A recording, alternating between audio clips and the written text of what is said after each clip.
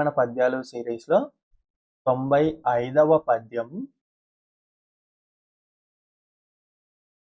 మనసులోని ముక్తి మరియొక చోటను వెదుకబోవువాడు వెర్రివాడు, గొర్రె చంకబెట్టి గొల్ల వెదకినట్లు విశ్వదాభిరామ వినురవేమ.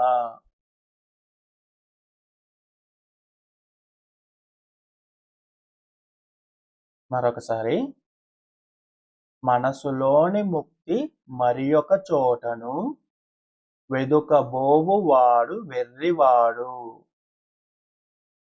గొర్రె చంకబెట్టి గొల్ల వెదకినట్లు విశ్వదాభిరామ వినురవేమ.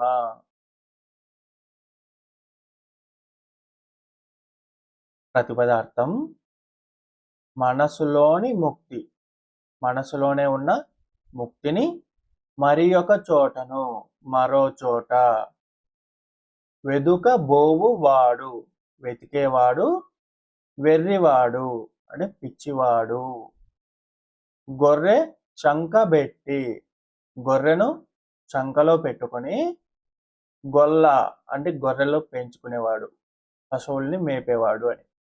గొల్ల వెదకినట్లు, గొల్లవాడు గొర్రెపిల్లని చంకలోనే పెట్టుకొని వెతికినట్లుగా గొర్రెపిల్ల ఎక్కడా అని మనసులోనే ముక్తిని పెట్టుకొని ఆ ముక్తి కోసం ఎక్కడెక్కడో గుళ్ళు గోపురాలు పుణ్యక్షేత్రాలు వీటన్నిటిలో వెతికేవాడు వెర్రివాడు అని.